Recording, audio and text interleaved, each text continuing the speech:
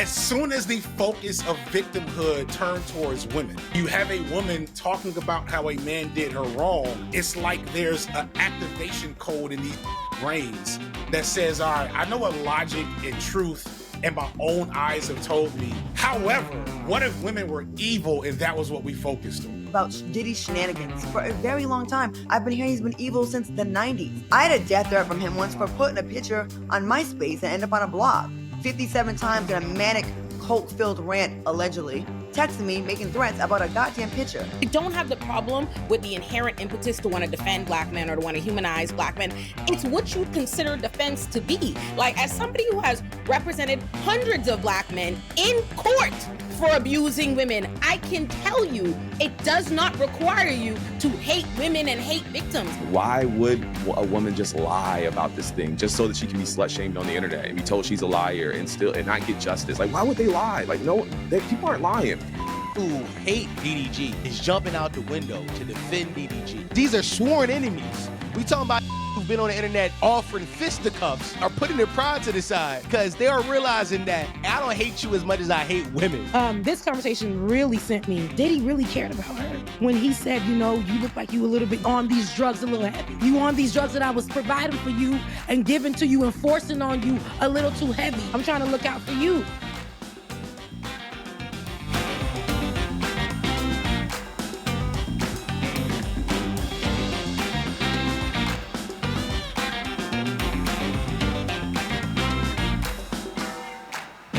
Beautiful black people. Hey.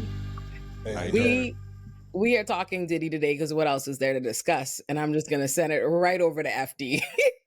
So as the owner of the best Diddy video on the internet, which I'm frustrated about that I feel like I'm not getting that respect. I kind of want to touch on Diddy, but also like we're finally hitting the Diddy wasn't so bad actually moment. Like I wondered if we would get here, but we are getting like, you know, people popping up. I know it's being fed to me specifically because Twitter's algorithm and YouTube's algorithm know I hate this shit. But we're starting to get people that are saying, if I come out and say maybe Diddy wasn't so bad, then I can get views. And I'm starting to notice how there's a more explicit drive from like conservative and right-wing like entities to get behind that sentiment. Like I saw something on TikTok yesterday where a black woman, mind you, is like, ooh, Republican. Well, she doesn't say Republican Congresswoman. She just says Congresswoman such and such says, Meg Thee Stallion, you have 36 hours to do whatever, or we're going to release this information about Tory Lanez.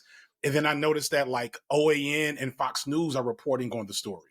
And it's like, oh, they really are not giving up on us. These motherfuckers not learned their lesson. In fact, clearly they are like, we're going to quadruple down to get these young black men to vote Republican by collaborating with the academics of the world and insert whoever else using misogynoir and red pill ideology to uphold and support fascist movements in this country. And it's like, I might have to return to the topic. I was just thinking to myself, I guess it's time to pull that subject. It's an easy win in the algorithm. So it's time to jump back into the ring with that because clearly there's more work to do. I saw that last night when I looked up Tory Lanez for 2 seconds on Twitter before I decided this is not where I need to be. And I saw some random Republican politician calling for Tory Lanez to be freed. I was like, she don't know who the he is. Right. All she knows is that she thinks it'll galvanize a particular like quadrant of black men that don't even vote online. Like it ain't no. I'm sorry. Go ahead. No, that's it. I'm so sick and tired of it because sadly it is working with a percentage of them, unfortunately. You know, like I say it all the time. There's black people and these dumb YNs are out here that are like thinking it's so fly that white people are, co-signing the things that they think, you know. And when we get to a point where we can stop prioritizing and respecting and coveting white approval, then we'll actually go somewhere. But we got these lower level that think white approval is so great to have, not even knowing the big play. Like they are laughing at you while they dangle a very small gold-plated carrot in front of you and you run for it. Just like the dumb that bought those gold sneakers, the dumb that thought it was cute that Trump had a mugshot, falling for the okie doke, thinking that they're so special because they're going against the rest of us. Like, I'm not on the plantation like y'all. You're actually first in line on the plantation. Yeah. We talk about that often, the contrarian on the show. Somebody that always wants to be on the opposing side, right? And just because, like, they want to sound like it's so intellectual to be the contrarian, but it's like you're strong and you wrong. So there's nothing here that can make me feel like Diddy or humanize Diddy in a way where the things that he did was because, he tried to purchase some big company because, the conspiracies. And then, Tory Lanez, did he really do it? Yet he was convicted in the court of law. They literally said he did that. And that's why he's doing time. He didn't fight it, like you like to point out, Olay. And then we have, with DDG, this whole idea of she just trying to keep him from his baby. All of this stuff that's going on online, they always want to like make it seem like being on the contrary side of the issue makes them look at it from a different point of view. They're more nuanced. They're able to, expand the conversation outside of what the truth is. And it just be, you just wrong. You just wrong. You just wrong. They just hate women. That's really all it boils down to. I think what I appreciate about the Diddy case is because with Tory Lanez and so many of these other cases, they spend all this time gaslighting you into believing that they don't believe that Tory and these people are guilty. But really what it is they don't give a because they know, right? Like when we first ever got the news about Tory Lanez and Megs, everybody thought Tory Lanez did it and they was making memes, viral memes, laughing their ass off, right? It was only once it became like, oh, it's really a problem, the state's involved, they felt the need to pretend like they believed he didn't do it. And how you know it's pretend? Because they wouldn't give a they come up with new excuses every day. Oh, she wasn't shot at all. Oh, she lied. Oh, Kelsey shoot her instead. Oh, this, and the next thing. When ultimately what they want to say is we don't give a that he did it. In fact, we like that he did, right? Because if they had a video right now of Meg Thee Stallion being shot by Tory Lanez, it wouldn't make a difference because they had a video of Diddy kicking Cassie head off like a football when she tried to leave. And I read this post from Lil Boozy dumbass today. Let me tell you something. Lil Boozy be making me go against my abolitionist principles. If there was ever I think they should throw under the jail and stop.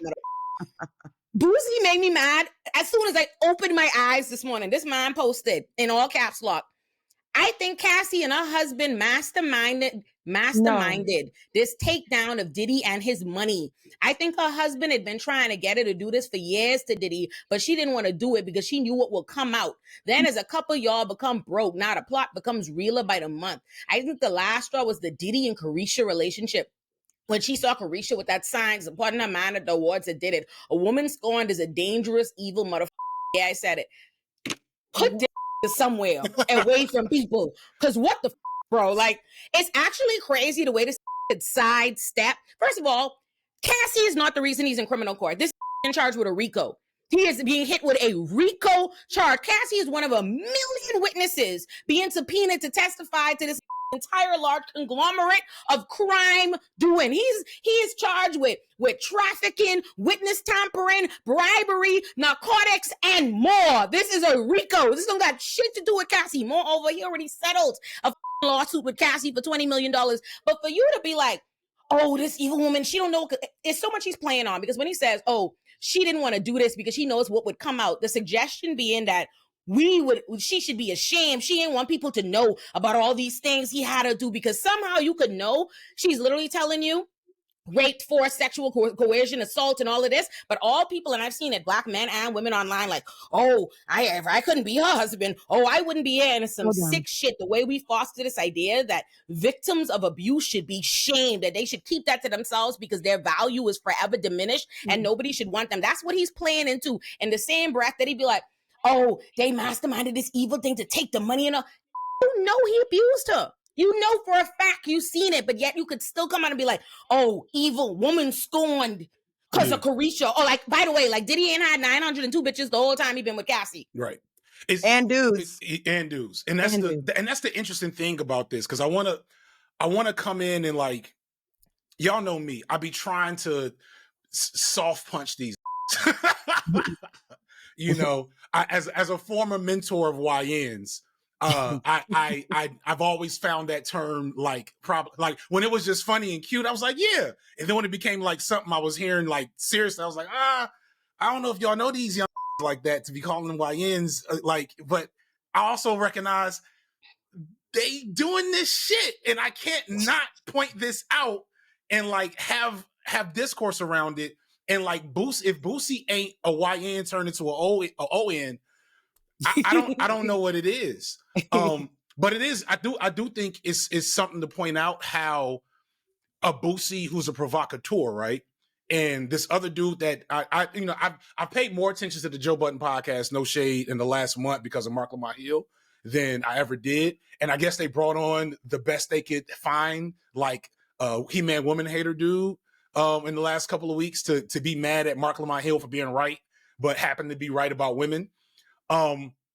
It brings up a thought I had within that is that everybody was against Diddy, to kind of bring it full circle.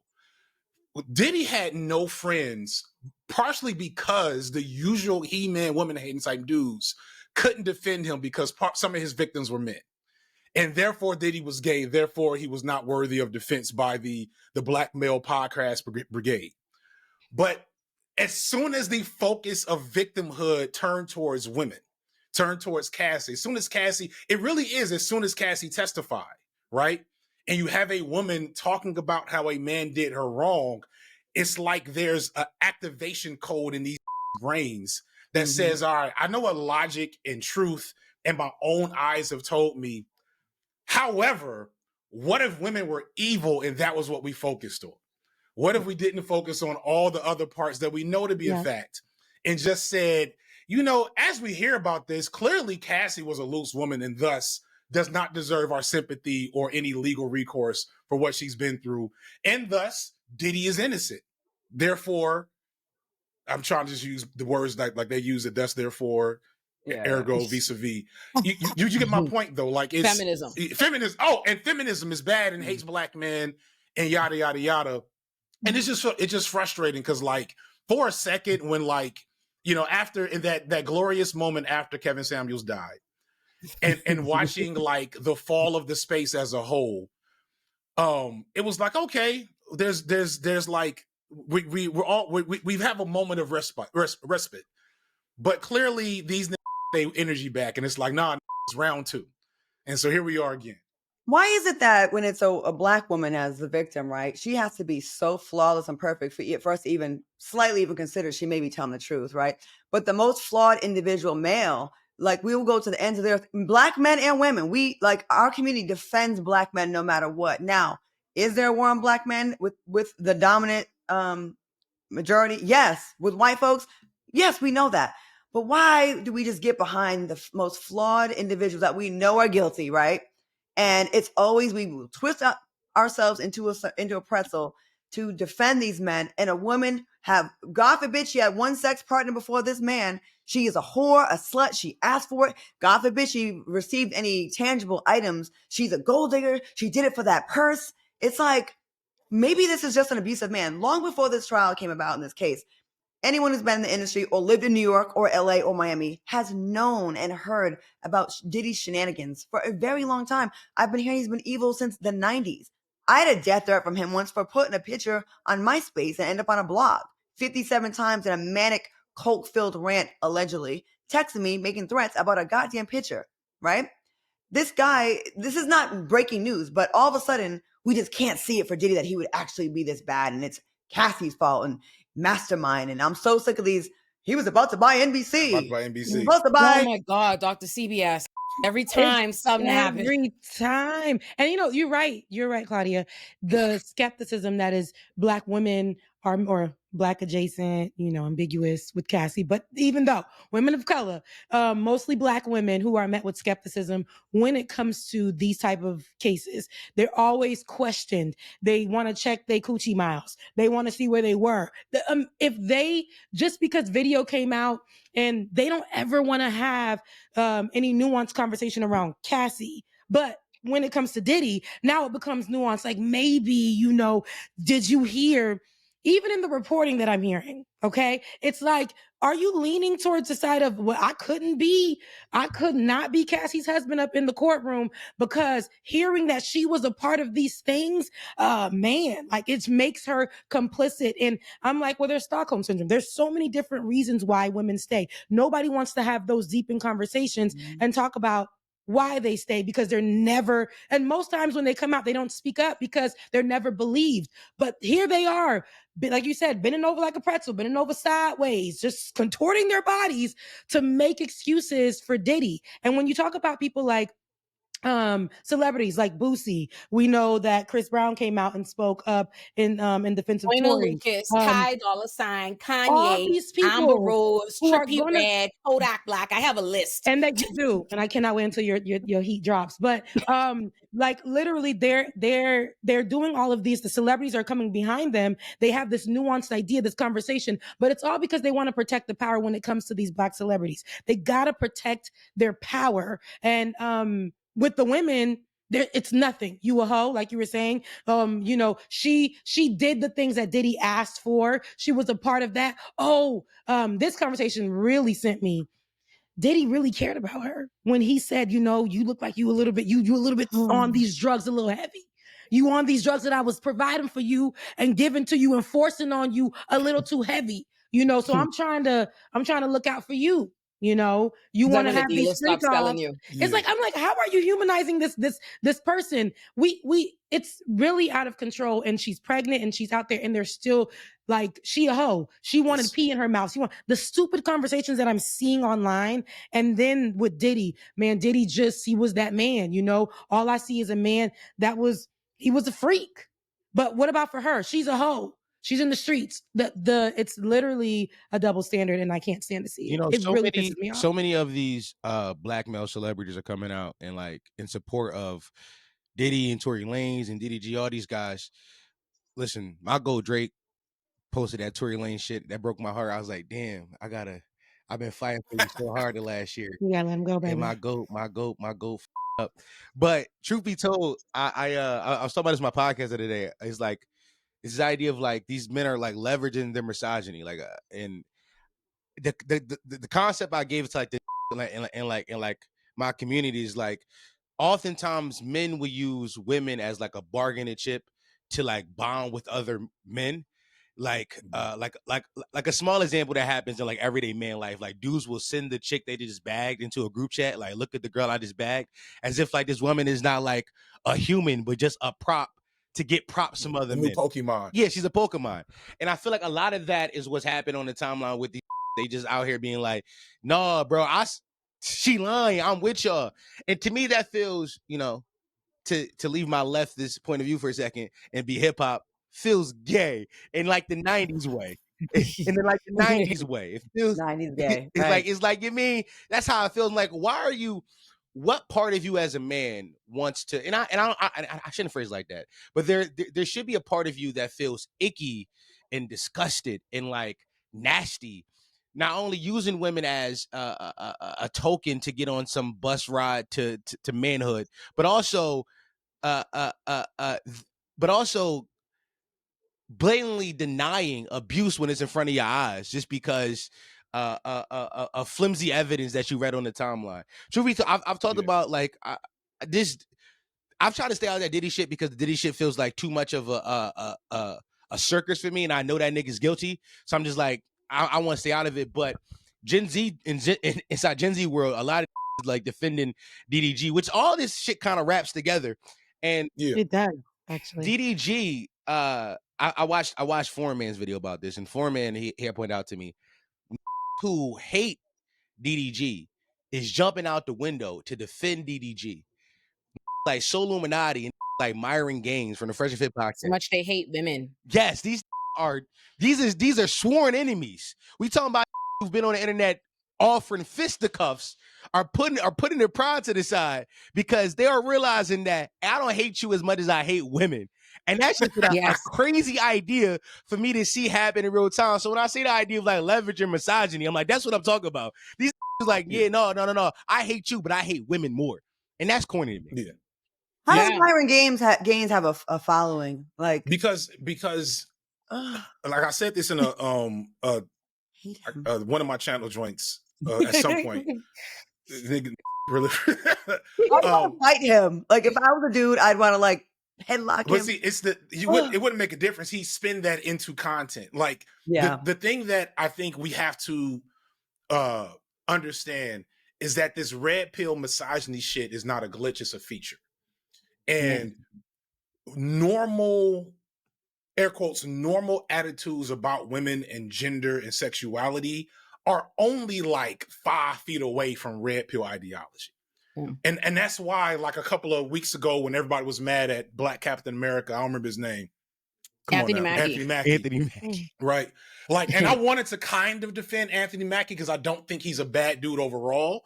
He's just speaking from old scripts about masculinity that people have become hypercritical of, because what we realize is that when you start hearing phrases, a real man is or isn't, or, you know, a real, you know, masculinity is this and it's not, you know that 5 feet away from that is also women be lying and you can't trust them. And then 5 feet from that is women shouldn't vote. And like the government should assign girlfriends to virgins. Like it's not, it sounds like it's a huge gap, but it's really not. And until we kind of fully engage with the fact that misogyny, misogynoir, patriarch, etc., is like deep in all of us, you know what I'm saying? I'll slip in that shit. I'll be like in a really good. I'll just finish reading R.G. Lord, and like catch me with the wrong tweet, and I'll be like, man, what? Oh, I hope nobody saw that. Like I'll have those moments, and I'm saying that because I think that's something that a lot of men need to acknowledge, is that we're not even looking. People aren't even looking for us to be the perfect allies that have read all the books and know every part of the problem. They just want to be like humanized and given regard on how these things happen. Or you could honestly even disregard is better than what happens, which is the active vitriol. To like respond to y'all, especially specifically something Claudia said about these men feeling the need, like that impetus to jump out the window and defend a black man. I don't even have a problem with that. I don't have the problem with the inherent impetus to want to defend black men or to want to humanize black men. It's what you consider defense to be. Like as somebody who has represented hundreds of black men in court for abusing women, I can tell you it does not require you to hate women and hate victims. I humanize men in court every day by talking about their actual life experiences. I wouldn't have a problem if they said, okay, Tory did something bad, but he is not a monster. Prison won't help him. I think 10 years is disproportionate. I don't think, like, he obviously has an anger problem, and I wish we would address the root of the problem that black men are experiencing and why he lashed out like that. I wouldn't have a problem with that. I wouldn't have a problem with anybody saying any of these things. If they wanted to have the discussion about the bigger apparatus and where this is coming from and saying that they overall have a problem with black men being painted as monsters or like this broad one-stroke brusher as abusers, I wouldn't have any problem with all those nuanced analysis. But that's never what they do. They come up like, these lying bitches, they trying to ruin these blah, blah, blah. Like, what the you literally, most of the times in court, I promise you, you don't even speak about, like, most of the time, to your best advantage is to not even acknowledge the complainant or to work with them. You know, like most of that. That's why I've talked about like Jonathan Major's case, which is another perfect example of how people will rush out to defend a black man they didn't even like because he's been accused of abuse. Because I don't know, remind y'all, Jonathan Majors was not only somebody who frequented white people circles and all of that. They didn't like him. They were actively shitting on him because black women found him attractive. Like when he was covering Essence, calling him civil rights face, all of that. Then they were saying, what was the other thing? They hated that he was like, remember in his little press run, he was saying a bunch of progressive, you know, non-toxic masculinity things. He was like, and they were like, soft, simp, pandering, civil rights face, ugly. I remember they were talking pink. Big. Remember? I'm telling you. Yeah, he wore that pink outfit. And they jumped out to defend him. And he's another perfect example. I've talked about this a million times. His case was a case in New York City that would have ended up dismissed and sealed had his attorneys not antagonized his victim in the public. She was not a cooperating witness. She hadn't signed the supporting deposition to go forward. She'd asked for a limited order of protection because she wanted the case to be dismissed, and it was clear the court was on that track. It was only once people decided that defending him means to tear her down that the case happened. And similarly with the Meg Thee Stallion Tory Lanez case, had they not decided to start trying to drag Meg, deny the stuff, put out all these different stories, she was not cooperating with the prosecution. So it's like, what do you think? I don't have a problem with defensive black men. I have a problem with when your defense of black men not only fuels hatred towards black men, it gets these locked up and convicted. You're not helping them. They talked Tory Lanez into a 10-year sentence. That man had a plea offer. He know what he did. He's admitted to all that. But by the time Drake and all these on the internet hype him up, he really thinks I'm a win in court. Like, court is social media. Like, that's something that isn't brought up enough. I forgot about the fact that Meg was being a down black woman. Yes. And allowing her abuser and assaulter to go free.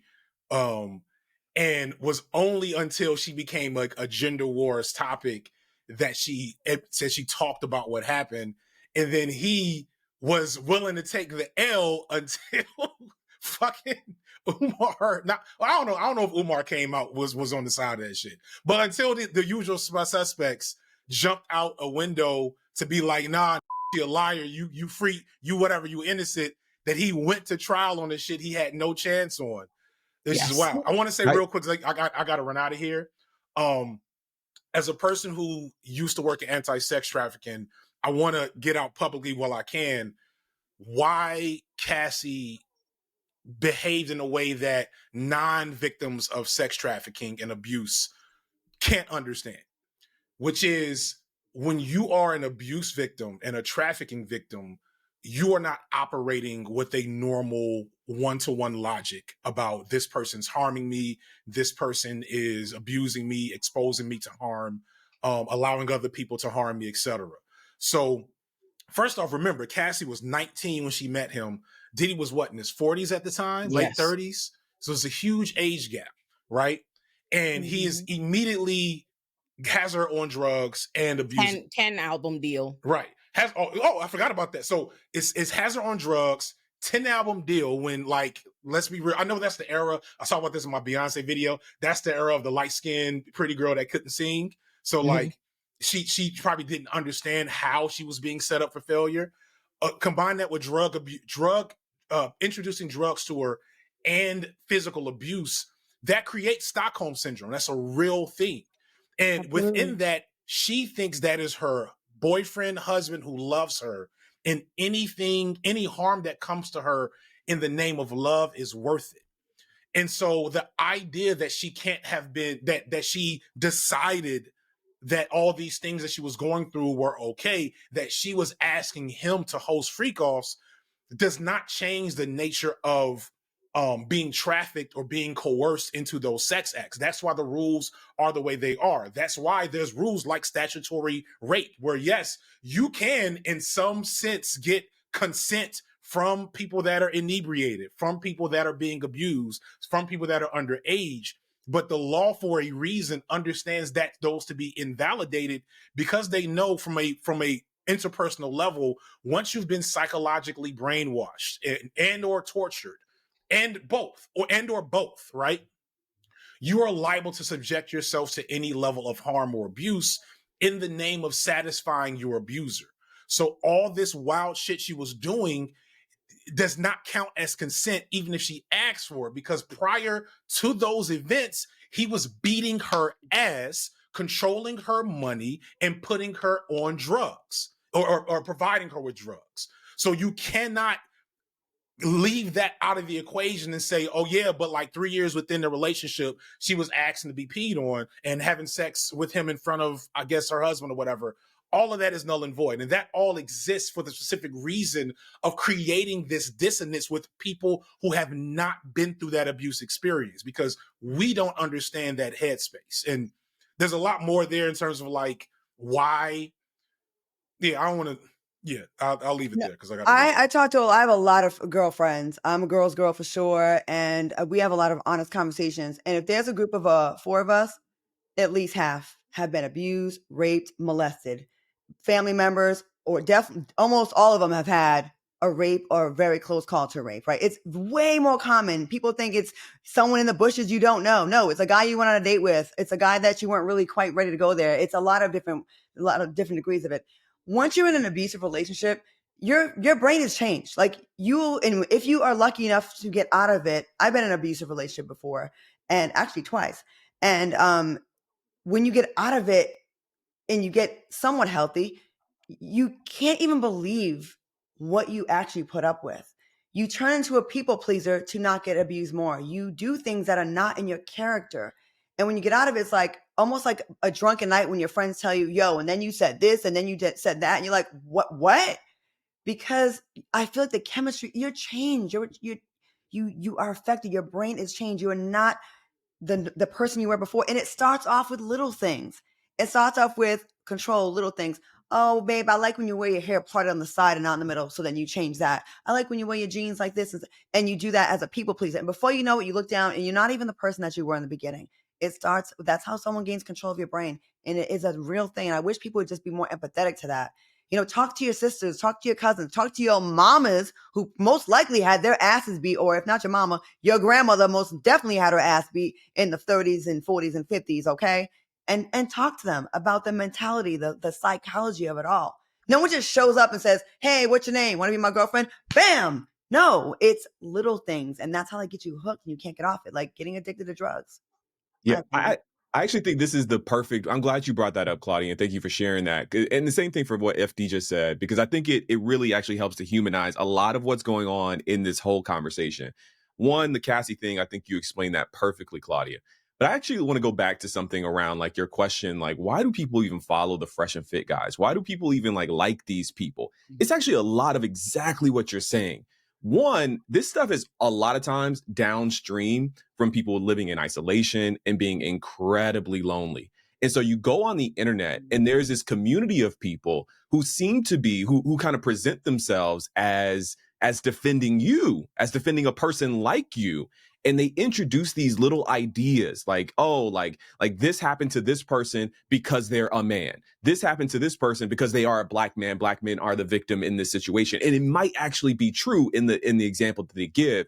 But before you know it, they flip that into all of these other incredibly toxic things. And I know this because I actually know people who have gone down this rabbit hole. I've seen it happen. I've seen people, like, a part of being in your 30s, at least in my experience, is that it feels like you know people from like almost every walk of life at this point. Like you've known people long enough to see them go down all of these different pathways. And I've seen the guys in college who had a tough time getting girls, who had a tough time, like doing whatever, like kind of being a little socially awkward, turning into these red pill people. Like I've seen it happen. And a lot of it, again, is downstream from this loneliness and this isolation thing. And then they find this community online. I'm a part of this group on Twitter called Bad Nigga Talk Uncensored. And I scrolled through there, like some of y'all may have heard of this, because the person in there actually like announced their trigger warning, their suicide. They announced that they were gonna like kill themselves in the group. And so that's how it came on my radar. And I've been following it. I like scroll through and I see the things that these dudes are talking about and the affirmation they get from other people who are in the exact same position. It's like, man, that's terrible advice. That's awful advice. I wish you just go talk to like a real life person about this issue, because maybe you wouldn't believe this thing.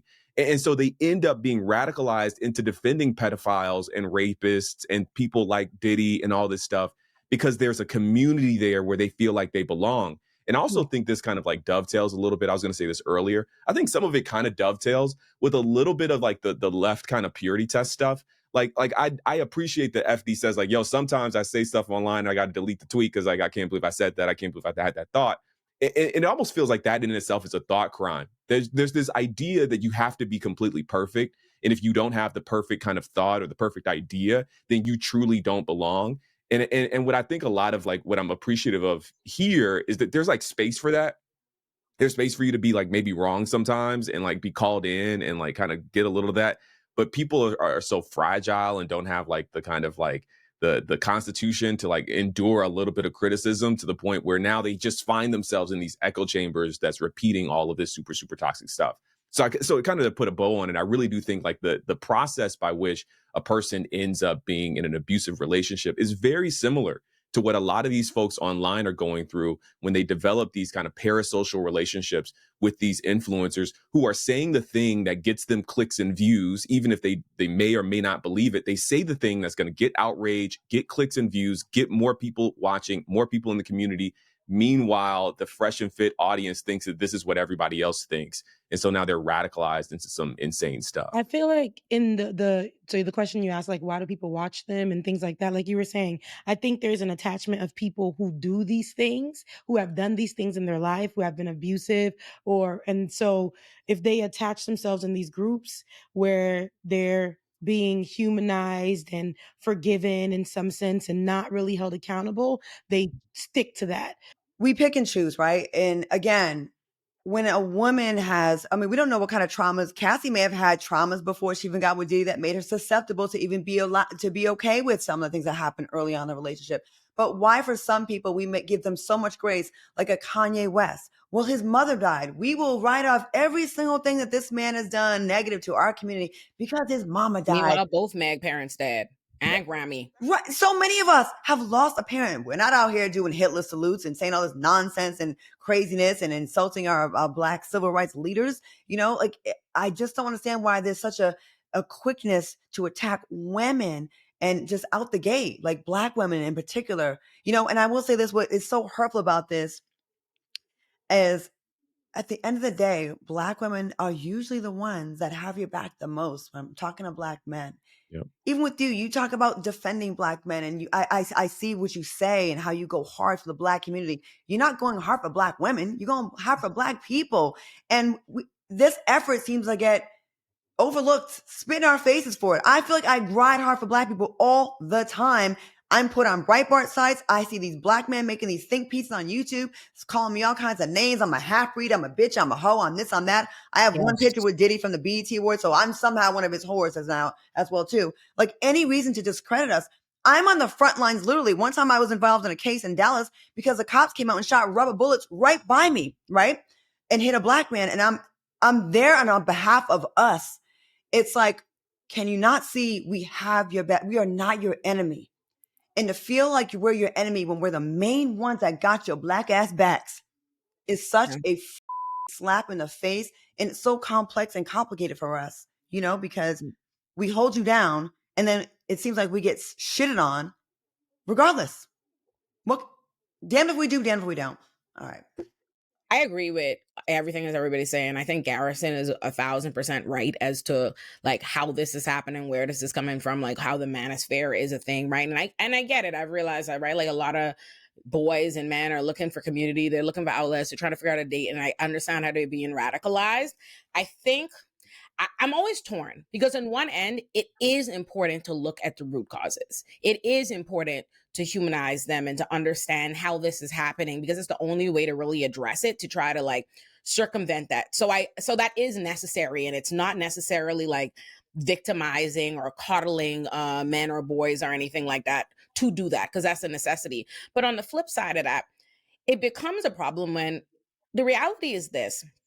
The reason why men and boys in this new era feel so angry and feel so isolated is because they have a problem with women having rights. That's what it is. They fundamentally, the reason why they're immediately radicalized into hating women and blaming it for it is because their problem in and of itself is that they cannot conduct, rule over, and possess women the way they used to when they didn't have rights, which is why all of this like red pill rhetoric doesn't exist by itself. It's also tied to all these conservative movements of them attacking abortion and birth control, and now they're attacking no-fault divorce and all this. They literally don't want you to be able to be divorced. They don't want you to be able to, they want you to be saddled with babies. They want you to be stuck in all these different positions where you have to be engaged in these relationship dynamics. So there's an active reason for it. So it's hard. And I guess no one's asking us as women to feel sorry for them, and rightfully so, because it's hard to feel sorry for people whose problem is they can't oppress you. And because they're angry that they can't oppress you, they double down on it, and they spew this kind of like hate and vitriol constantly. And it's just like, I'm at a place to what Claudia was saying is, and I think this is my greatest problem with it now, is I think I think it breeds anti-Blackness. Like beyond just the general like division it obviously sows, or gender wars, or the fact that it's very obvious that many of these men are not pro-Black. They are pro-Black man, and what they believe is the Black man's right to lord over the women, and typically the Black women in their communities. They want a kind of white patriarchal social structure that they feel like has evaded them, and that's what they're fighting for. I don't even, you go describe somebody's agenda and you forget how you were even trying to like sympathize with them. I'm like, what was I going to say nice about this situation? Like, Do y'all think that, while you're talking, I'm just thinking like, not even just Black men, just men in general, like the attack on women's rights. I totally agree with you. Because back in the day, you hear people romanticize our parents and our grandparents, right? Oh, they stood by their man. They had to. Couldn't get a checking account till what, 74, or a credit card till like recently. right. So it sounds romantic, like no, they held them down. I really feel like once women got a lot of these rights, they actually had more free will. And also with free will, you have choices, and you don't have to deal with piss poor behavior or someone like not really showing up for you. I think there's a laziness about, well, I don't want to have to try. I don't want to have to like really put in the effort and put in the work. I want you to just be okay with all my bullshit, and you not really have any other options to leave, to move on, to get, if I'm not performing as a good husband or as a good partner, you can't leave me because I don't want to, I'm lazy. I don't want to. And that is one of the root causes like that. I don't know where that came from, or maybe it's always been there, but if you're doing the right thing, we're not going to want to divorce you. If you're doing the right thing, we're going to want to stand by your side. Also, people couldn't. I think something people don't realize, for most of American history, women could not lead. The reason why, so what no-fault divorce is, no-fault divorce, what we have in the modern era is the ability to just get divorced because you want to. I want to be divorced, or reconcilable difference, but whatever, I can leave. Before, we used to have is fault-based divorce. So basically, you had to allege some kind of cause of action, and you basically had to fight this man in court that had more rights than you, had more money than you, had more access than you. You had to fight him with a court that has a presumption that he basically has to consent to the divorce. People had lawsuits, like you learn there's lawsuits trying to get divorced, so they couldn't leave. And that's the reason why you see like Steven Crowder and all these kind of right-wing figures that have led this kind of movement. You see it. I've seen this video footage of Steven Crowder basically like abusing his pregnant wife. And she leaves him, and all of a sudden he starts platforming, like starts lobbying against no-fault divorce, because it's very clear what their issue is. That's why there's this vested interest in trying to make women feel like, oh, after a certain age, you're not desirable. If you have babies, you're not desirable. If you slept with this many men or whatever, because it's the reason why you see so much rage built up. Like you can't even watch Pop the Balloon and see women just pop the balloon, and the guy without them in the comments like, she'll be single forever, blah, blah, blah, blah, blah, blah, because they want you to feel this scarcity. They want you to feel desperate. They want you to feel like your identity is wrapped up in this so that you will settle for whatever circumstance and they don't have to try it all.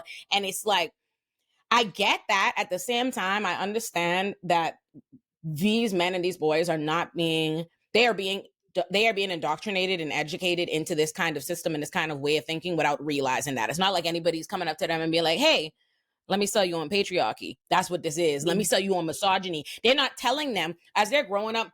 No one's saying to them, let me teach you how to hate women. They're telling me, I'm telling you how things are. Women are like this. Men are like this. This is how you treat them or whatever. And so they really think that they are arguing for the fundamental way of things. And that's what becomes clear in everything that they say. And you know what? I would have less of a problem if they just admit that. I wouldn't have any problem, because you could at least go somewhere from there. It's hard to argue with people who are operating in bad faith, who are trying to convince you that they believe that the men didn't commit the abuse that y'all all saw. So it's like, I wouldn't mind if they just said, if they kept it real and said, oh, I believe that men should be able to beat women. Because at least we could address that core premise and explain why they said that. But when instead they go, I don't believe that happened. The ladies be lying. Like they will concede to all the premises. Abuse bad, domestic violence bad, rape bad, sexual abuse bad. But every single circumstance where it happens, they're going to debate whether or not it happened at all. And that's really what my problem is. But like you were saying, and Dom, we're coming right to you because I definitely wanted to hear your point for sure. But like you guys were saying, both you, Claudia, and you, Olay, I think the point is that if we go back, and we had a conversation about this on this platform, but if we go back historically in our own families, within our friend groups and things like that, the older people, we can literally hear their stories about, or seen, like in my case, grew up around it. Is it a cultural thing? Absolutely. I'm Haitian. So there were times where literally slapping up or a woman talking back to her man is considered out of control. The women were okay with that. They literally would have conversations with each other about, girl, we can't, girl, and they'll teach that generationally down to the next, female in the family, the girl children, whatever it is, that you can't be this way. You got to do this with a man, because a man is and a man will. So that's something that's also implanted in our minds. And it's like we have to be the backbone. We're taught to be the backbone, but then all these rules and changes have come about. Even in Haiti, you'll see the women. Again, I was raised in a Haitian household. We started out one way, and today you see a lot of the women becoming more free. They label them as hoes. If they leave the man that they were with because he was abusive and they move on to another relationship, you are a hoe. You're worthless, right? Yeah. Nobody wants you. You're used and you're abused, and this will be your stamp for your whole entire life. If you have the audacity to call out the man, now you don't put the business on Front Street. What kind of woman are you? In our culture, we never do that. We never talk about that. And I think we see that online, this conversation. Cassie was supposed to hold it down. Generationally, that's what women are supposed to do, for especially men in power. In positions like this, you're supposed to hold it down. You're supposed to be the protector of his image, because who is he? He's Diddy, and he gave you an opportunity. He helped prop you up. Okay. So when we're told not to air out our dirty laundry. I said this on my show earlier last week, where like I love songs that have like these. There's one song, you hear, I think it's Betty, right, when she says, "Don't blame Mr. Charlie. Mr. Charlie is just a man, and he's doing the best he can." I'm like, you know what? Mr. Charlie should be blamed. He was dragging that lady around town. He was doing all this stuff. But again, we had this in the music. This is culturally, this is generationally. You got to hold the man down. You want you a piece of man. You don't want to be with no man at all. You got to hold him down, and do not be the woman that goes out there to say he beat me. He did all this because that's the father of your children. That's your husband. You've been with him for this amount of time. And, at some point you could have left, but you didn't. And honestly, the conversation goes back to the reason why they leave is not only because, they're afraid or something like that. There's this power, there's this control. If you leave, I'm going to take away your finances. If you leave, I'm going to put out those tapes, to the point where Also, the most dangerous time in a domestic violence relationship is when you leave. That's when you're most likely to be killed. And that's statistically proven. And then the mother recently, I just saw that she was talking, and she said that he asked him, I think it was for $20,000, or he was going to put out a tape. The mother had to put out, I think, an extra loan on the house, a mortgage on a to home, go ahead and make that payment. And they said, but this was their excuse, the rebuttal. They were like, well, he gave it back in a few days. We as a people got to stop romanticizing and giving props to struggle love. Oh, you've been through a lot with that man. If he loves you, and if she loves you, y'all not supposed to have so much struggle. I want to ask Dom and Garrison. I know we like unloading on men a lot, but they're not all bad, because you guys are sitting here talking with like lots of sense. I love me a How black did y'all man. not fall? How did y'all not fall into this? And is there a temptation? Do you have friends? Are there men around you that try to bring you on over to the other side? Because I got to give respect, props where props are due. That you're not like that, because it's all things are in media telling you to go first that of all, way. I don't deserve props for being normal. Secondly, how did I not fall into all right pop line? You want the politically correct answer? No. I had sex. Women enjoy my company. Like it's like women like me. Like I'm gonna be honest with you. Like I've never had an issue with women not liking me. I'm a charming guy. I pay for dates and shit like that. Like so it was never an issue. Like I think that's a lot of the issue. Like y'all talked about, men want to control women because they can't because they don't have the ability to earn a woman's trust and earn her heart. So they have to control her and control her rights, which I think y'all laid out perfectly. And we were quiet. I don't know if Garrison feels the same way. I was quiet because I'm like, I don't know if like my voice needs to be heard right now. I don't know. This sometimes I think people say this a lot in like liberal media, but I do think it's true. Like I don't think that like me being like, yeah, no, right, women, makes y'all point more valid than y'all just saying it yourselves. But just to get my joke off, I wanted to say earlier, and then we can go back to regular conversation. Rebecca said earlier, she said, we called like Kanye a trouble genius. And I was like, yeah, no, for sure, he made College Dropout, but what the did DDG make? Like, what the did Tory Lanez make? We What did Kiki Palmer do? Yo, we defended niggas that ain't never gave us nothing ever. That's what I'm like. Nah, at some point listen, I get defending your trouble phase. I just told y'all Drake was posting that Tory Lanez shit. I had to look in the mirror this weekend and be like, yo, my goal. How can I listen to Jaded after this? I don't know. I gotta figure that out. But like, at least he got art that I can damn, separate the art from the artist. Mhm. Who the is DDG? His biggest claim to fame DDG's on the internet. is The YNs love no, him. That's from what I know. like The his YNs on streams. the They don't internet. listen to music. Now I know I'm old. I'm a senior on this panel. I'm 52. I know I cannot name one thing that I DDG. don't mean neither. Party He's a is so streamer. fine. He's a I'm streamer. trying to tell y'all, DDG. I know I'm aware of DDG, but if we gonna claim DDG as this amazing rapper, which he isn't, he is a mid tier. Somebody I like to. I'm not gonna say the phrase I like to say. He's an aspiring This is SoundCloud Olay's rapper in my platform. mind. I'm not gonna say the phrase I usually say for that kind of YouTube, but I'm telling you something. Had it not been for the Little Mermaid, I would never know who the It hell he ends is. in a Let's hard just- R. It's hard R too. Sis. Yeah. You bag the Little Mermaid. That's how you're famous to us older Also, folks. DDG is Yeah. real interesting to me because I watched the Foreign Man video, but shout out Foreign. This nigga I learned that this nigga had abuse allegations beforehand. So I was like, yeah. Yes, Yeah, from for Ruby Ruby Rose. Rose. Absolutely. And people didn't believe her. Because it's easy. It's funny though, because I was saying this in a video that I'm going to put out on Illuminati Bites.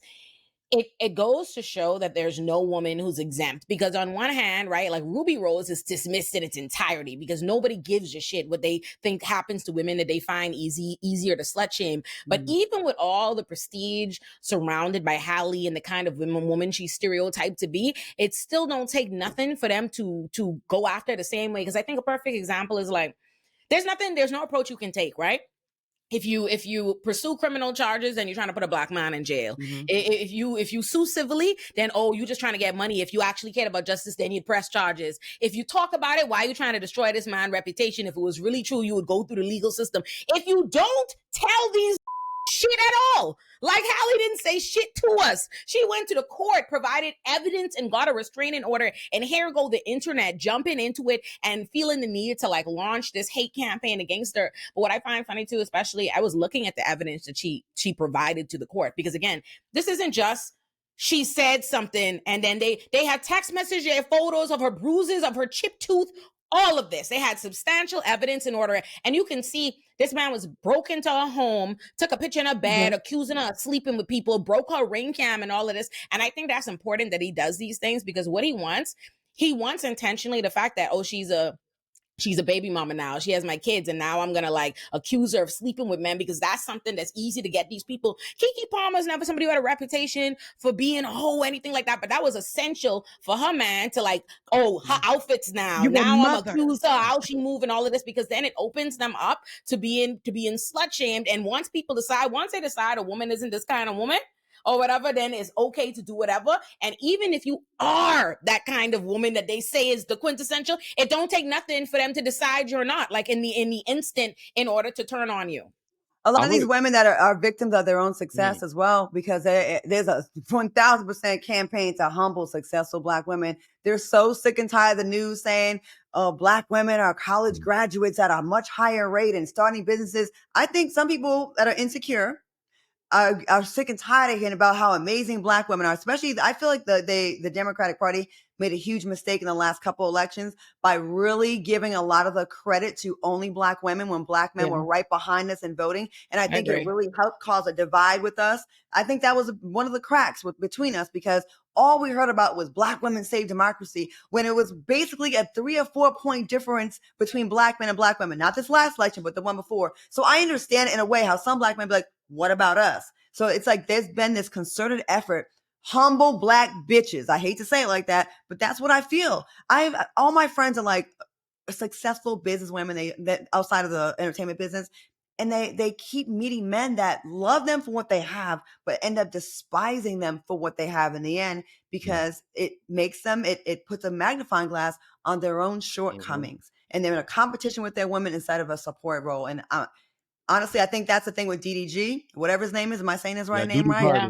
And he said it. There's a video clip of him talking about the fact, like, him having a problem with her being more successful than him, and him feeling like that's just something he can't deal with or whatever he struggles with. Like, that's an active. And when the Little Mermaid premiered, he put out a song like on her like premiere night talking about how, he's jealous of being in the Little Mermaid and his problem with her doing the press run with her co-host. So he is like never shied away from his deep insecurity about her success, which is always funny because men will want successful women in order, and it goes to both ways, right? Like Joe and Clayton and Girlfriends, it happens. And like it goes both ways where people like they get this successful partner in order to get external validation to say they bagged them, but in their internal and in their life and their relationship with that person, they feel small and they feel, like they're in their shadow. And I think that is a prime example of what we see about DDG. And I'm gonna let Garrison talk because I want Garrison to answer that question from Claudia. And I also want to ask another follow-up question to it that ties on to that. Do y'all think things are getting worse? Because like on one level, I agree with Claudia. I think it has worsened things like the Democrats doing that. I've talked about that, like this need to present like the black men vote Democrat and do all of this in way higher numbers than every other racial demographic of men, but yet they're always being singled out and focused like this problem group. And I think that is a real issue. On the flip side of that, I'm not gonna lie to you, I feel like I've never been sicker of black people than right now. Like with this Diddy, Tory Lanez, DDG, Chris Brown, it all feels compounded. Like I really feel like I'm sick of these. To echo what Claudia was talking about earlier, like that Chris Rock joke between, there's black people and this. Some of you niggas make me want to join the KKK. Like that's it. I feel racist now sometimes. I'm like, I'm sick of you. No, I dead ass. And then at the flip side of that, black at the same time. It's very confusing. And on the flip side of that, I say, is it worse or does it seem worse because there's actually a pushback, a resistance movement that's making them louder? Because when I think about it, while it feels worse, I remember growing up where my mummy and them was the ones calling the little gals, R. Kelly and them, rape fresh. When my mummy had a defense for every single man, like everything that I've learned in my adult years about R. Kelly and all these people to realize they were monsters. I remember all the women in my childhood knowing all that shit and defending it and doing all of that. So I'm like, is it that it's worse now or that we're just because there are people talking about it and pointing it out and there are people that are like resisting and changing and moving against the tides that's making these people seem worse. So I don't know. To Garrison. All right, I'm gonna say two things to what Claudia said. I agree with Dom that I never really had trouble dating and that type of thing. Sure, yeah, but honestly, some of the guys who get the most girls in my life are also some of the biggest misogynists that I know. So I don't know if that really is the thing. It maybe is a contributing factor to why I don't have a resentment. But also, I like women. I like talking to women as friends. Not just like sexually, right? Like I think there's interesting perspectives. I think women are funny. I've always liked women comedians. This is not like I'm put me on a pedestal. It's just that I think a lot of people don't like women. And that's not just men. I think a lot of women don't like women. Yes. For a lot of different reasons that we can get into, but mainly patriarchy. And so that's part of it. And so maybe that's just a personal thing that I never really had a problem being friends with girls when I was a kid. And that was cool. It was fine. And they would call me out and they say things and it'd be fine. It's just whatever. And I enjoy their perspective and all this stuff. So that's one thing. The other thing is I read and I think that a lot of people don't. And again, that's not like I'm special. It's just that that's a basic thing that a lot of people have stopped doing. So we should read more. And so bell hooks and Audre Lorde and all that, right? Sure. But I enjoy it. I enjoy learning the perspective of other people who, and I think part of that is a curiosity that I do attribute to my parents. I think my parents helped to foster a kind of intellectual curiosity in me as a kid that I hope to do for my kids one day. And I hope that other people just get way more curious. I'll never forget, I grew up just like you with misogynist and homophobia all around me. I grew up as a Christian in the South, right? Let's be very clear. I grew up thinking that gay people were weird and that they were making a weird decision. And then I went to college and I had a professor who asked me this very simple question. In class, he asked everyone, he was like, why would someone choose this? It was the most basic kind of baseline thing is why would someone choose to live in a world where a lot of people are against them and they're going to be called names and they're going to be ostracized and they kind of like lose touch with their family because their family have these views. No one would choose that. And that very simple baseline question opened up this like kind of thing for me, like, whoa, like that's so, and it feels basic now, but at the time it was like a revolutionary thought. And I've taken that question into so many different areas of my life. Like why would a woman just lie about this thing just so that she can be slut shamed on the internet and be told she's a liar and not get justice? Like, why would they lie? Like, no, people aren't lying. Like maybe someone's lying, but the vast majority of these no-name people that you never hear about that end up as a statistic, end up as a number that you'll never know their name. Mhm. Those people aren't lying like that. And so I think a lot of that stuff just kind of helps to inform why I did not go down this kind of right-wing, alt-right, misogynist kind of rabbit hole. Okay. And then I'm going to answer that kind of second question. I hope other people get a chance to answer it as well, around, are things getting worse? There's this book by Paul Butler that I've like referenced a ton of times. I'm not sure if I've referenced it here. It's called Chokehold. It's a really great book. It talks about how the nature of a chokehold is that it is a self-reinforcing kind of thing. Like you get put in a chokehold, it's going to make you want to resist against it. But the natural like resistance against the chokehold makes the chokehold even tighter. And I think a lot of what we see on the internet is that kind of self-reinforcing feedback loop of like the chokehold, right? So you're right, Claudia, that Black men are the most progressive male voters in potentially the world, but especially in this country, right? And yet there's this kind of like this like thought that like Black men need to be better, which then creates this natural resistance against that. Like, no, we're doing enough, but then it's like, well, you're not actually doing enough. And so now this tension is just amplified. And I think we see that in so many different areas of society, but especially on the internet. And I'm not sure if in real life, like when I talk to real life people as a reporter, as a journalist, when I go out and talk to people, I don't find the same hard lines in the real world. I find people who will express a view, and then when I challenge that view, oftentimes they'll kind of like soften their position, at least a little bit. Whereas on the internet, Yes. if I challenge a view, the people are finding like they're going to thesaurus.com to find like the hardest line word possible to like refute everything that I said.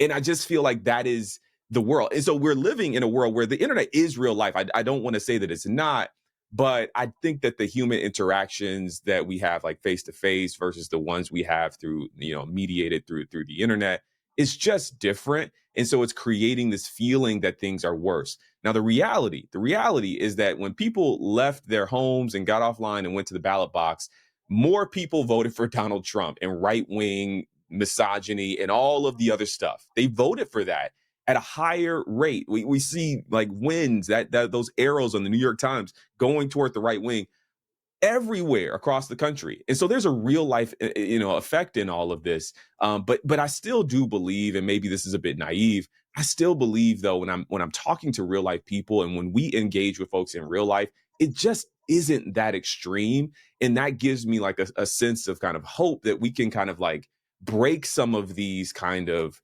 algorithms or whatever and have real conversations that bring people into community. And I'll say this, y'all know I love politics. I'll say that the Democratic Socialists of America, I think immediately after the election, the way they were having these like community meetings and inviting people to like real life stuff, I actually think that's the key to a lot of this. My friend Rajay held something here in Nashville with Black men and brought all these Black men together. And it was like really healing, I think, for a lot of people in the room to just kind of like be in community. And he had these young guys there. And so I want to give him props, but I also think that's the solution, that like we got to start creating way more community. For all the bad that the church has done, I think the good of the church is that it created these opportunities for people to come together and live in community together. Now, I think that the theologies and stuff, we can have a different conversation. But at the very least, like the fact that people are coming together in real life created a lot of good change. And I think we need a lot more of that. Yeah, y'all are making me think. That's such a, I guess I have a thing that I'm thinking about a lot, because I'm thinking about like the different men I've represented for abuse and like the different kinds of responses I've gotten. And like, which is funny because I don't normally think about this, but I have one guy I represented that always sticks with me, because I've represented 1,000 men and he's the only man I ever represented where I was like, oh, like you might be just bad, right? And I remember he was accused of like forcible touching or something. And how I would conduct my arraignments, I would always say to my clients, I'm going to tell you what they say happened and you tell me what really happened, right? So like my clients already know, like I'm on your side. I'm not crediting, the police narrative. You tell me what happened. And I like read him, what he was accused of doing. I think it was like grabbing a woman's ass without her permission. And when I asked him, he was like, this is some bullshit, like after. So I said, oh, okay. So you didn't do it. All right, cool. And I'm writing, he was like, no. I was like, so you did do it? And he was like, yeah, like this is some bullshit. And I was like, I'm confused. Like, it doesn't matter to me one way or the next, whether you did or did do it. But like, what are you saying? And he was like, and he didn't really say nothing. And then like shortly after he was like, get the camera footage. And I was like, oh, there's footage showing you didn't do this. You want me to subpoena? And he was like, no, like there's footage that I did do it. I want it. Right. And I was like, and I said to him, I said, okay, like just as this lawyer, not even like as a criticizing lecture, just as your lawyer, I was like, you can't, in the future, you can't touch women without their permission because you'll get rearrested, right? So this is me thinking I said something really mundane, like, you can't touch women, like writing my notes. And he goes, I can do whatever the I want to them. And so I was like, and he was dead ass, right? And I always think about that because that's the only man, like of all the men of representative abuse, I feel like there are three other responses. It's usually, a denial, like this didn't happen, or an explanation of what happened. There are the men who tell you that they did do it incredibly apologetically, like, you know what I mean? They're real broken up with that. There are some of them that even like want to be like, let me go say I did it. Let me, you know what I mean? There's them. And then there's a third man that tells you they did it at first, but then once they tell you as their attorney and you're like, okay, you keep that to yourself. We're going to go still fight this case or whatever. And once they realize that they don't have to admit to it, or that you're going to, handle their case anyway, that's not a necessary part of it, all of a sudden they start lying to you, even their attorney they originally admit to and told the truth. And so I'm starting to like think, and what everybody's like talking about, I'm starting to sit with like, what is the most genuine reaction? What do we think is the most common reaction? Like men who find themselves in this position, right? Like, is it, I don't know what happened here. I don't know what's wrong with me, why I had this kind of reaction. You know what I mean? Is it an implicit, like, I do think I could do this? Or do I think like, is it, there's an internal shame with doing this? Like, I don't know. I don't know that as somebody who's run the gambit. And I guess that's me just kind of putting it to the room, what is floating around in my brain. I wouldn't know as a man, but I know that I have been in groups where they've had conversations. And again, I've been raised culturally different, but I've also born in America. So I know, like, from where I am from in South Florida, how conversations were handled when I was growing up in the 90s. And then I also know what was in my household, what was considered to be a normality. These conversations always centered around the woman being wrong.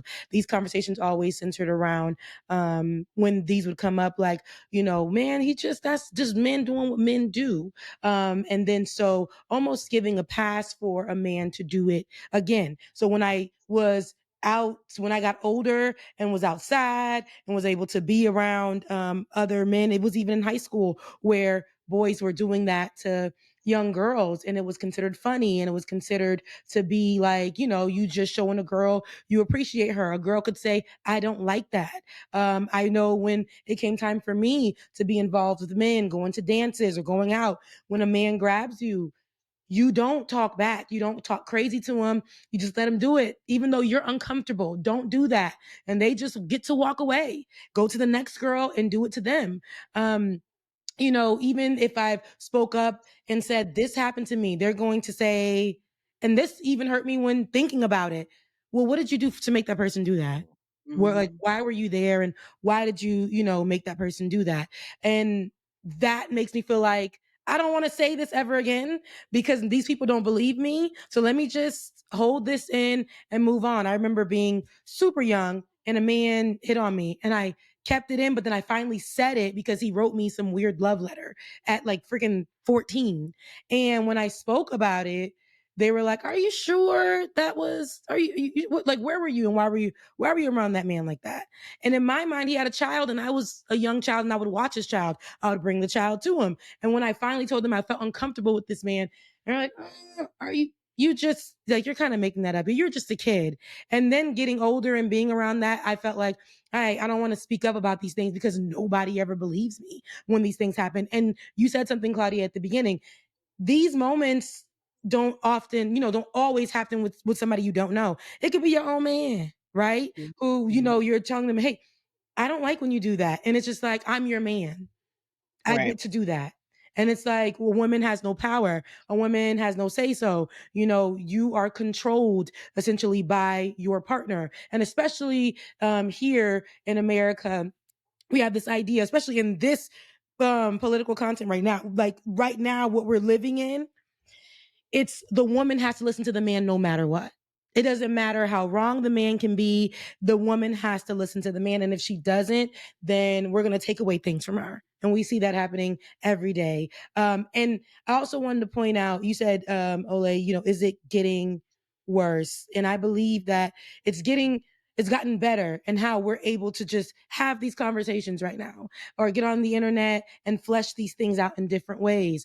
It's getting worse in the way where even in media coverage right now, it's almost like they are having these conversations, and I get it. Let's not demonize Diddy, but they're having conversations almost centering him and in their coverage. And I'm watching people say things like, just to see Diddy sitting there and, like giving him humanization over Cassie. And also Yeah. forgetting that Cassie isn't on trial. Diddy is, but her having to relive these moments to keep on having these discussions as a wife now, as somebody who's in a new, fresh relationship, as somebody who is going to be a mother for the third time. And they will continue to stamp her as this person, how they perceived her, of who she was with Diddy. And I'm Because the hearing that. man is the community, is the member. Like the man is who they see as a member of the culture, like who the community has to protect. Like all Absolutely. of it is framed. Like, so Rebecca sent me earlier this week, like Lauren LaRosa's coverage from the Breakfast Club has been shamefully abysmal and surprising. Like, yeah, her coverage has been incredibly. How do we bring Diddy home? Everything has been analyzed from the Express. I mean, it's just not journalism. And I say that as somebody who doesn't want to kick her back in. Like, I don't enjoy seeing, like, I don't love saying that. But her coverage has been very, how does Diddy get home? I would hate to be Cassie's husband. Just like pure misogynistic ass coverage. And I'm like, I don't know if that's genuine or if that's where she feels like the audience that she has to do her coverage from, because there is an element when you don't do that kind of coverage, which is really painful, the Black community, like, especially that's online, will kick you back in. Like, they don't support it. Like, I would say, I find that to me, the most nuanced episodes of Olay and Friends, like the one we just did on Tory Lanez or whatever have you, anything that is not salacious and anti the woman or whatever it is, even if you're trying to humanize the man or whatever it is, anything that is not framed as a direct championing of him is immediately like met with, just like not only just under engagement or it's not gonna make you as much money or get as much attention, but like hostility. So I do understand that the Breakfast Club is an environment where that probably feels like she has to do that, but I don't know if that excuses it in Also, any the way. Breakfast Club. No, so as a journalist, I'll say that's why I sent it to you. I feel like we, especially being a journalist in the courtroom, right? I'm watching other journalists also cover this. They're giving the facts. I know that right now, especially in the digital space, we get the option to be opinionated. We get to have a voice, to talk about our experiences, how it's relatable. That's what we get to do now in the digital space. But I think as far as covering this case, coming out of the courtroom every single day and being like, seeing Diddy and how we, I feel like here's where they got it wrong and here's whatever. You're not an expert in law. You're there to cover this, and it's coming off as if you're again centering this around Diddy, and then constantly the conversations. And this is in the beginning, the first few times that she came out of the courtroom, this is what she was giving. It's always, I feel, I feel, I feel. Now I've heard other journalists who have come out of that room and been in a way giving us the facts, and also maybe what they can foresee happening, what was uncomfortable, what was this and that. fine. But the way that I was seeing, I'm like, maybe is the relationship because Revolt had tied its ties to Diddy. That was Diddy's joint. Bought out Breakfast Club. Maybe they have to cover it a certain kind of way. I don't even know what it is, but just seeing, she's not the only person that I've been seeing who's giving it up in that way in the media, where lots of people are going to, and it almost gives the same framing, an objective of the shade room. You do this coverage and everybody underneath it, they're not going to go search for anything else or the facts of it all. They're going to get it from you directly. They like the way you're giving it up because, like you said, Olay, it is salacious, and that's going to pick up the views. It just really bothered me in seeing how the media is literally the pictures that they're choosing to use, or what they're saying about him and what he's losing, and not what the victims have lost, what he's accused of, and how these pieces are falling together in that way, and how sometimes the law will use the celebrity's power to still undermine the person that went through something right in front of our faces. They don't want to have those type of conversations. And I think that's what bothers me the most. So when, I do think it is getting worse in the way where the social media is not, like you said, Garrison, they don't read. They're going to get it from these people, which Lauren is a journalist. I know she comes from TMZ, so I know she has this way of giving it, but you are in the courtroom right now, and every time you leave, it's giving that you are leaning towards Diddy and the things that you're saying about Cassie, like you mentioned, Olay, where it comes to, I would hate to be Cassie's husband, to hear those things that she did. Cassie still loves Diddy. There's still a love there, like what Do y'all think it's getting worse, everybody? Garrison, Claudia? I think it's worse. And disclosure, I testified in one of the biggest celebrity trials back in the 90s as a 19-year-old, and the victim was a rape victim of a very, very famous athlete. And nothing's changed, actually. She actually won, but it was like he got 3 years. And I was involved in that. And I mean, this woman had been with one man in her entire life before she was raped by this celebrity. And it was, again, centering him. She's trying to get something from him. She went out of her way to not file a civil case against him. She's like, nope, I just wanted to get justice. Then she went out to the real world. She couldn't even get a job at the mall, working at Oak Tree, Wow. Contempo Casuals. I know I'm saying these old school stores, Wild Pear. I went with her to a bunch of retail stores. And this was when I think the minimum wage is probably like $5 an hour back then. This was in the 90s, right? She could not get a job. And we were all like, your life has been ruined by this person. So not only were you victimized that night, then you couldn't, you were deemed as with a scarlet letter, even the victim, the scarlet letter. Now, going back to, we talked about the male loneliness thing and this epidemic of how they're treating women. It's a self-fulfilling prophecy, right? It's a vicious circle. So the male loneliness leads to men being abusive towards women, leads to women saying, I'm out. I know so many women that have just tapped out. They don't even want to, I find myself, and I'm like the biggest hopeless romantic. And now I'm closing off myself to avoid situations, which leads back to more loneliness, more abuse, more anti-women, more male loneliness. It's feeding itself. And we have to do something about this. I've been saying to my friends and to people in media, we again, like you said, Garrison, it's not the same in in-person conversations, right? It's a lot gentler and kinder. It's very evil online and very hostile. We've got to go back to talking to each other. Maybe it's not church. Maybe it's town halls. We've got to get talking to each other, because if we keep going this way, the way we're going, we will become extinct. Okay. No one is with each other anymore. No, men don't even hit on women anymore. They think they want princess treatment. They want these bitches and they should come to me.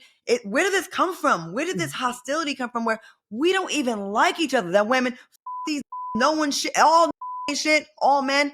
That's not true either. And we're getting to a point where I feel like it is war between us. And I don't even get hit on anymore. I don't know if y'all get hit on. I really don't. Well, let me take that back. I get hit on by married men, but that's about it. And I don't want that. But no one that's available. I just don't see it anymore. I don't see when I go out the love, that the art, the stuff that was, I'm 90s love, right? We don't see that anymore. And it does feel like a war. I see I know I'm a lot older than you guys, but I do see a huge difference from like just the environment from the 90s, the 2000s, where men would approach you and they would chase you and they would court you and they'd want you, to now bitches. They're just all gold diggers. Even broke ass men that live with their mamas are talking about gold diggers. You don't. That's the main ones who talk about gold diggers. Gold. That the main people worry about how you're splitting rent, who making what, 50-50. who's a gold digger, don't got no gold, don't pay no rent, live at home. Like they the Not even main home, homeless. ones, in fact, because Homeless. it's the same Homeless. logic that goes into broke people defending billionaires, because you have a delusional belief system that you might be them one day. Similarly, broke live to believe they'll one day be a rich, and it's funny because they want money and power, because they realize that money is what will give them access to these women, while also spiting and hating the idea of these women who only want them for their money. They're selling themselves as the money man, but they mad when gals want them for being the money man. And demonizing women that if they actually linked up with them in a real way and partnered up. I feel like a lot of the reason why we don't have a lot of wealth in our community is like there's too many of us that are single. We are not building relationships together. We're not having 2-income homes. Like there's a lot of women that here that are doing their thing. So you resentful men that are like thinking that there's this imaginary gold digger that's after your non-existent gold. If y'all would actually get rid of that hate and that misogyny and just like stop looking at these women as your enemy, and like we could build together, you'd actually have some kind of goals with that woman. They don't want that. That's the whole thing about it, is to keep it divided. The more that we are divided, the more we can't work together. And that's the mics, okay? They're everywhere. They got to stop selling them. Like, again, 100% tariffs on the equipment immediately. Agreed. But these guys get on here, and the more that they talk terribly about women, this is the more they'll get money, and then the more they'll continue to preach this down the line. And then the men that we were like, oh wow, like Haley, or Hallie and DDG, and then all of a sudden, when DDG is literally out here looking crazy, they're saying that he's abusive. The niggas with Mike are gonna come immediately to protect him and be like, nah, she was always there for. And it's like, not Hallie, not the Little Mermaid, not Chloe's sister, not the one that was on, the Blackish college show, not that one, not the one that literally is successful. They don't deem her as successful. The same way they diminished Keke Palmer to just a baby mama. Niggas with mics are here to protect all this whole idea, and they ain't got no money. I will listen to men sit down and be like, all she wants is money. And I'm like, you ain't got no job, Tommy. You have no job. And you're sitting here and having these conversations that don't affect you, that when you're not the guy that they're talking about. But yet, this is the division that they need to have online. When you go online and you even say, as a woman who is successful, I'm successful, and I deserve to have such and such man. Girl, that's why you ain't never gonna have a man. That's why you ain't gonna have nothing. You masculine. You want to be a man. You need to settle down. You need to submit. And that's the only conversation. It's like, you can't even say that I'm happy to be where I am in my life right now, and I deserve that. I remember, Claudia, you talking about, you 50 plus, you look great. Yep. Yeah. So, Nobody's dusty son is stressing me out, and I have all my shit that I have that I paid for, and I get demonized for that too. That I'm somehow they want somebody to be stressing you out. They want you to be dusty and with somebody's son. They want you to be 50 and successful, but running behind somebody's son, because that makes you a woman. But here right now, there's so much division online, and I hate that, because I love Black men. The way that you guys are talking about it, y'all love Black men. Olay is with a Black man. Black men are my favorite cup of tea, right? I love them. They're my only. And for some reason online, Garrison, you said it, it's just this world where I'm like, they think in real life too. I avoid them niggas in real life too. They just bold with how they say it online. But Dom, it's funny, Claudia, on a lighter note, first of all, you said that men aren't approaching anymore. As a young man who I'm 27, I know I'm 30, is whatever. I'm gonna look 30 times 55. It is what it is. As a young man who be shaking and moving in these streets sometimes. That's crazy. 35. Relax.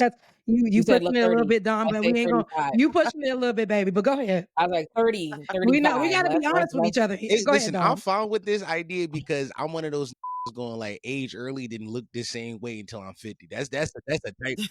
That's what That's you the come type up of with. Let's nigga let though. the That's the Lord type of handle that. Negro. Go That ahead. Negro exists inside the world, and that's the kind of Negro. It's like a Pokemon. You caught one, guys. That's So, but as I was saying, as a young we out, well, the younger we outside still.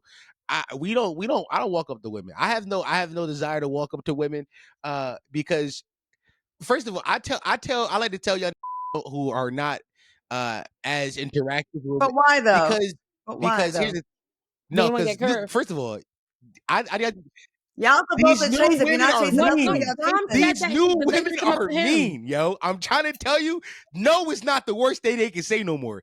The worst thing I ever got personally outside in the wild was okay. Like I was like, hey, how you doing? She was like, okay. And I was like, okay.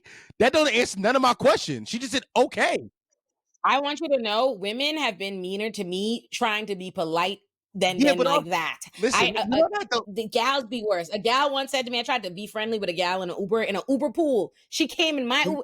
The gal could say, I tried to be nice to the gal, said, I'm trying. I said, oh, where you going? She said, she did this and said, I'm going to see a man about a horse, and turned her You head know I on what think me. you that's a don't crazy thing to want? say. You So going weird. First outside, of you all, about at to your go big listen age. to some music. R&B about to be at the joint. You about to get some drinks in. You know what you don't want to ruin your vibe? The first girl you shoot at to tell you no. So nowadays, I just wait until it's 30 minutes of tension. It's 30 minutes of you looking at me, I'm looking at you, you looking at me, I'm looking at you. You walk to the bathroom, you spy me. I'm like, all right, it's rhythm here now. I'm not taking a risk. No, I want to have a good time tonight. But also, I will say, He don't want to Listen, be hold on. rejected. This I've been agreeing rejection with is everything you've been beautiful. saying until Hold this on. point because y'all got to get back to Nah, y'all roots. Y'all used to go up on Y'all gotta get horses. back to your hold roots on. is Y'all hilarious. used to go and fight on They horses gonna eat it. with First of all, axes and hands-on You combat. I would have Now never, they fought. know. never If you fought would have on no fought us axe. right now, who's on every corner willing to That's what holler. So this no, must be first a of all, Philly thing. nigga on the corner ain't got no prospects in life. So yeah, he just that for a home. Let's start there. Also, I would like to say that niggas and get And you from Philly? Y'all supposed to be. first of Come all, on, Philly chicks are man. It's Come not definitely like on, it dog. no. used to be, Have you met a Claudia. woman from Philly? It's not like Have it you used met to a woman be. from You Philly? Have you met a woman from Have you Philly? met a woman from Philly? She is like, I did date a guy from Philly one time who did a drug deal while I was in my car with I him. mean, That that's was normal scary. though. But That's anyways, normal. but I'm still not That's normal. scared. Like, why we still brave and y'all not? Come on, man. I think Claudia, I feel like men just can't approach you because you're Claudia Jordan. I But think why that's though? I'm so actually what it normal and is. regular. I'm so I think cool. it's Claudia, I'm cooking for you. And I Claudia, believe that, you're Claudia, Claudia but we're in Jordan. I'm here to tell 2025. you who It's you not are. like that anymore. Even the older men have adopted so many of the with Mike's attitudes, Hawaiian right? traits. They got a little, they're the finest thing. The new thing is, and this came from Kevin Samuels, even in his death, it's just sweeping through the nation. They are literally like, I am the prize. You got a little salt and pepper in your chin, and then you just walking around talking about you the prize. Okay, I am the prize. I am that. I'm all of the above, and that's what it is today. I don't know, but Claudia, you're a prize. They can't hit on Claudia. Cannot be hit on because she's Claudia Jordan. That is what is no, happening there, Claudia. That ain't the times change. That's no. you who you are. I know that's it. Let me tell you, I know. Obviously, You say you it to can me always all hit the on time me. though. When I was like, still was known. Now You know what notice it she said is? Because the I'm married old. men Is are it hitting because on I'm her. an old? And smart is too part of your brand now. I know this because I realized in the last 5 years, men still men publicly let me know they think I look good. Like they say it all over the place, but men don't. First of all, they don't need to have a mind. Don't say nothing to me. But when they do, what I have noticed is men do not come they feel like, I guess when they associate you with being an intellectual or they respect you in any way, they feel like they can't come at you in a very holla kind of way. So what I've noticed, it'd be politicians and respectable men trying to trick me into what I think is an intelligent media or whatever. And I realized this man think this a date. What's going on? That they will try to trick me oh my God, I'm such a fan of your work. Let's exchange ideas and da-da-da. Next thing I know, somebody talking about how beautiful I By the am. way, I'm like, exchange ideas, good what's going sauce. on? Exchange ideas is good sauce. That's good sauce. But also, Claudia, she said that married men are shooting at her. Know why? Because the nigga with a Yeah, woman at home is the most brave nigga. He can lose, and his confidence is you're not right. shaken. He's going home to his girlfriend who loves him, his wife who loves him. Now I'm saying, if I'm the single dude in the club, know what I don't need to shake my confidence? You telling me no first shot. The first shot I gotta let come to me. After the first one go in, I'm like, I'm sexy man in the club tonight. Everything going in. Oh my You gotta see God. I miss I had a the guy days. one time break it off with me and he had a lot of stuff going on for him. He was very successful. We never had an argument. Like I don't really argue in my real life with people. With my last boyfriend, 4 years, not one argument, not one time. Right? Wow. I'm I very. ride all We day. speak through things. Like I can talk Yeah. through things very calmly. Right? In my female friendships, he said, I just feel like if we ever did get into an argument, that it would be hell. Like basically I wouldn't win. I'm like, but we've never had an argument. He So was you're dreading the day. preemptively protecting yourself. And this was like a big 6'7" chocolate. You would think strong warrior type build. And I'm like, you're afraid of something that has never happened. And then I realized the tide is turning. People are they're metagaming. They're scared. But you see what I say? That's specifically about your career and what they've seen. Like, that's what that is. I swear to my God. I've had, like, I'm telling you, men will have they'll know you. They'll see an interview of me eating up something on TV. And then they be like, in the house, like trying to watch it, trying to figure out how he could have beat me. Like, trying to row, like, as the man in the house, because they know I can't answer him same way. I'm telling you, that's what it is. The reason why he's thinking It's about, scary. if we did have arguments, was he seen you eat up on TV. And That's what it's but about. that's true. That's That's a lot of the guys that I'll be in the room with.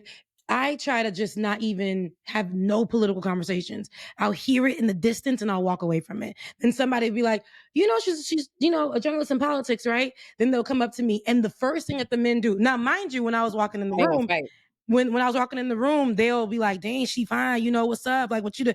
Then you in politics, then they're coming here like, what do you think about, Donald Trump and this? Well, you don't think that and I'm like, then I'll say something and they go hard. I literally was in the room. Because now they And gotta beat you because and a you're an man expert. They grabbed my like that. arm because I gave him the truth and the facts of the situation. I literally laid it out for him. And when I turned around, he grabbed my arm because I was done with the conversation. He literally grabbed my arm and said, I'm still talking to you. You're wrong about this. And I had to literally piece his fingers off and tell him, don't ever touch me like that again. The same man was trying to hit on me before that moment. And then here we are. It's so tiresome because when you are a woman and you are intelligent and you have your own, and then the men, because of this narrative that's happening, not only online, they're even preaching it on the pulpit, child. I'm seeing, Mike Todd saying things that are so similar to this kind of stuff, but preaching on the pulpit where it's like, women are, need to step down a bit. Y'all too masculine. Y'all too this, y'all too that. And that's what I'm hearing. Like, these men will go out and immediately when you tell them what you do or who you are, or if they recognize you, they're going to treat you a certain kind of way, or they're not going to try That's to what approach it is, you. Claudia. Yeah. It's not the times. It's you. It's because it's like, but not that it's you a problem. It's you a success. You too pretty and you're too it's not that smart. you're a problem. You're a May success. I say, I'm gonna Right, stop like being that- dumb. I'm gonna get rid of my assets and just. I told my friends we gotta tone it down. No jewelry. No red No. cars. You just gotta find a man who into that. My best friend Nia used to tell me, like, oh, you don't change the best parts of yourself just because you haven't found somebody who appreciates it. Like, literally, all my man love to do is hear my opinion. Okay, let's talk politics. Like, that's what we into. Like, we see the world like like we see it.